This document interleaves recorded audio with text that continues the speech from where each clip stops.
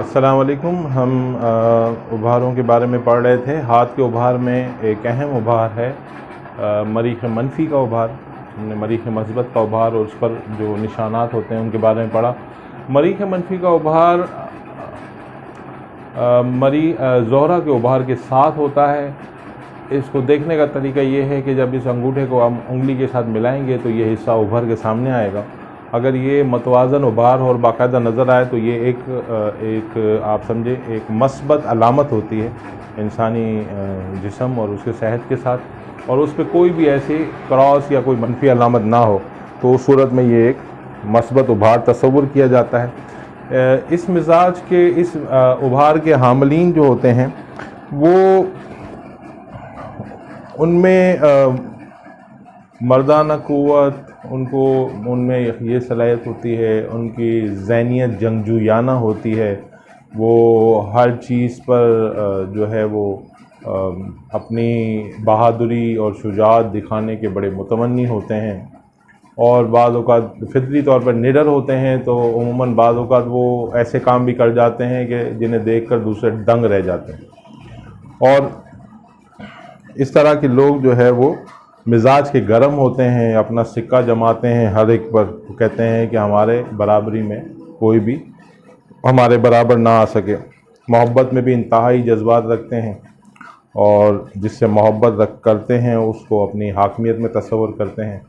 इस तरह के लोगों से अगर आप देखें, अगर कोई मोहब्बत करे तो वो होशियार रहे कि वो फिर इसमें किसी भी किस्म की, अगर कोई उनसे सच्चा प्यार न करे तो फिर वो उनसे होशियार रहे, क्योंकि वो फिर उस पर कत्ल व गारतगिरी से भी बाज नहीं आते।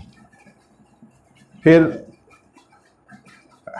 कुछ किसी हद तक खुद गर्ज भी होते हैं, और अपने जज्बात के सामने दूसरों के जज्बात की कोई अहमियत नहीं होती उनके सामने। अपनी बात मनवाना पसंद करते हैं। जब किसी चीज़ को करने का इरादा करते हैं तो उसकी इंतहा तक चले जाते हैं, और कोई हर मुमकिन कोशिश करते हैं कि उस चीज़ को हासिल करें। अगर कोई राह की रुकावट बने तो उसको रुकावट को ही हटा देते हैं रास्ते से, और लीडराना सलाहियतों के मालिक होते हैं, और हमेशा जो है मुकाबले की ख्वाहिश रखते हैं दूसरों से। ऐसे लोग इस तरह के होते हैं, इतने जंगजूयाना ज़हनियत के होते हैं कि उनको बारूद और खून की खुशबू बहुत पसंद होती है।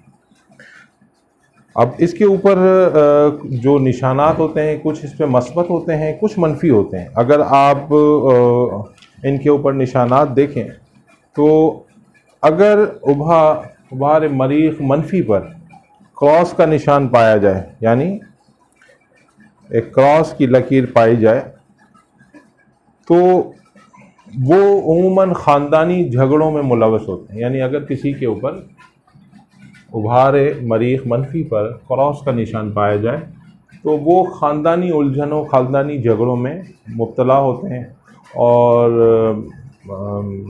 उनके मसले मसाइल चल रहे होते हैं अपने ख़ानदान वालों से। और दूसरा ये है कि केसेस भी चल रहे होते हैं कोर्ट में। इस तरह के मामलात उनके साथ ज़्यादा होते हैं।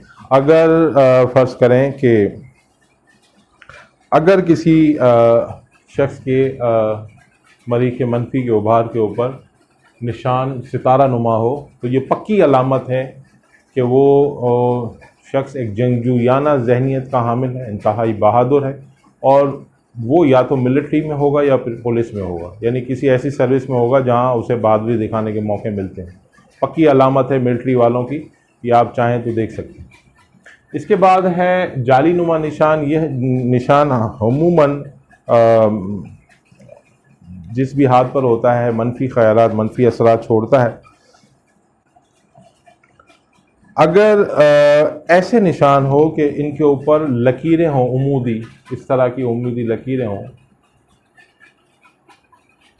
और कोई जाली ना बनती हो, तो ये उन लोगों की अलामत तस्वुर की जाती है जिन्होंने अपनी ज़िंदगी के इब्तदाई आयाम, यानी अपना बचपन इंतहाई कड़े पहरे में गुजारा हो, और उन पर बहुत सारी पाबंदियाँ हों बचपन में, और बहुत शदीद ज़हनी दबाव में उन्होंने अपनी ज़िंदगी गुजारी हो। तो ऐसे बच्चे जिनके ऊपर वालिदैन बहुत ज़्यादा सख्ती करते हैं और उनकी कड़ी निगरानी करते हैं और उनको कड़े पहरे में रखते हैं, और हर चीज़ का उनका हिसाब बंदा होता है, ان کے ہاتھ پر آپ مریخ منفی پر عمودی لکیریں دیکھ سکتے ہیں۔ مربع نما نشان اگر ہوتا ہے تو اگر یہ نشان اس زندگی کی لکیر کے ساتھ اگر مربع نما نشان ہو